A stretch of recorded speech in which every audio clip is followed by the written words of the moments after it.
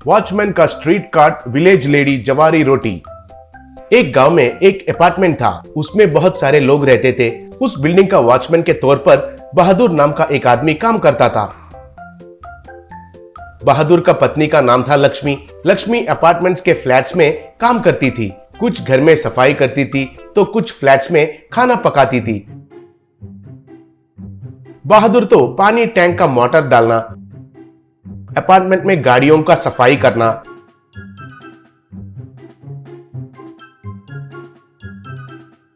अगर कोई कुछ खरीदने के लिए भेजे तो जाकर खरीदकर उनको वापस आकर देना, ऐसे काम करता था। अपार्टमेंट ओनर्स एसोसिएशन का प्रेसिडेंट था सुंदर। वो बहुत लालची था और चोर दिमाग वाला था।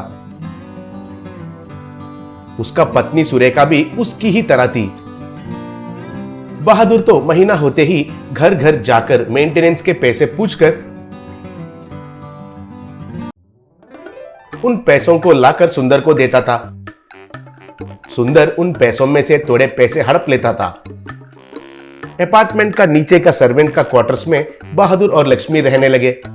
बहादुर लक्ष्मी सुंदर के घर में मुफ्त में काम करते थे, फिर भी सुंदर और सुरेखा उनको हमेशा डांटते रहते थे। अपार्टमेंट एसोसिएशन का मीटिंग में सुंदर सब गलत हिसाब दिखाता था। ये बात उस अपार्टमेंट में रहने वाला राधा कृष्णा को बिल्कुल पसंद नहीं आता था। उससे दोनों के बीच में हमेशा झगड़ा होता था। राधा कृष्णा, क्यों भाई सुंदर, हम कितना मेंटेनेंस दे रहे हैं और तुम कितना खर्चा कर रहे हो? हिसाब पूछा तो झगड़ा शुरू करते हो क्यों? ये बिल्कुल ठीक नहीं है भाई, कहा। तब सुंदर, नहीं तो क्या है भाई, अगर इतना शक है तो तुम खुद प्रेसिडेंट बन जाओ, तब पता चलेगा तुम्हें मेरा दर्द। छी छी, ऐसे पूछने वाले हैं तो बहुत गुस्सा आता है, कहकर बात घुमाता था। सुंदर एक चोर भी था। पार्किंग लॉट में गाड़ियों में से पेट्रोल चुराकर उसके बाइक में भरता था। ये देखकर बहादुर और लक्ष्मी कुछ भी नहीं कर पाते थे। एक दिन मीटिंग में राधा कृष्णा, इस अपार्टमेंट में असल में क्या चल रहा है? बाइक्स में से पेट्रोल गायब हो रहा है। क्यों? ए वॉचमैन, तुम क्या कर रहे हो? सो रहे हो क्या? क्यों भाई सुंदर, हमारा अपार्टमेंट में सीसीटीवी कैमरास लगाता हूं कहकर पैसे भी वसूल किया था ना, क्या हुआ उसका? पूछा। तब सुंदर, हमने जो वसूल किए थे वो पैसे काफी नहीं होंगे, और भी पैसे लगेंगे। क्यों बहादुर नालायक, बाइक्स में से पेट्रोल गायब हो रहा है तो तुम और तुम्हारी बीवी क्या कर रहे हैं? दरिंदर के मुंह लगाकर ऐसे क्यों देख रहे हैं? बताइए, पेट्रोल कैसे गायब हो रहा है? शायद आप ही चुरा कर बेच रहे हैं क्या? कहा। तब लक्ष्मी को बहुत गुस्सा आया और पेट्रोल का चोर तुम हो। तुम पेट्रोल को चुराकर वो जुर्म हम पर लगाते हो। तुम्हारे घर में हमसे मुफ्त में काम करवा के अब हमें ही चोर कहते हो, ऐसे गुस्से से बोली। तब बहादुर, हाँ साहब, यही बरकुरदार है जो पेट्रोल को चुराते हैं। आपका दिया हुआ मेंटेनेंस का पैसों को तो भी आधा खा लेता है। असल में ऐसे सब गलतियां बाहर आएंगे कहकर सीसीटीवी कैमरास को नहीं लगा रहा है, कहा। तब सुंदर को गुस्सा आकर, अरे मुंह बंद करो, तुम्हारी इतनी हिम्मत, जाने दो कहकर तुम लोगों को सहारा दिया तो मुझे ही कहते हो?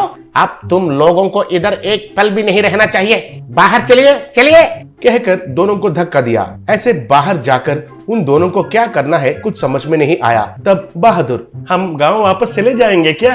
पूछा।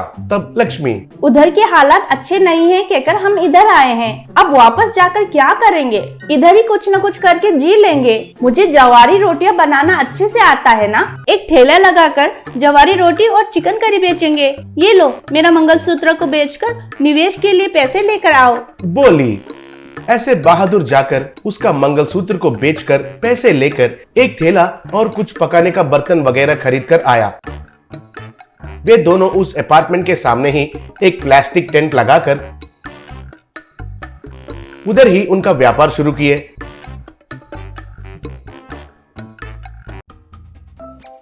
लोग धीरे धीरे आकर उनका जवारी रोटी और चिकन करी मजे से खाने लगे। स्वाद अच्छा रहने के वजह से भीड़ रोज रोज बढ़ता जा रहा था। उससे उन दोनों को अच्छा फायदा होने लगा।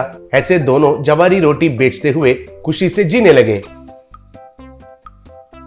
एक दिन अपार्टमेंट में कुछ झगड़ा हो रहा था। सब लोग मिलकर सुंदर और सुरेखा को खूब पीट रहे थे।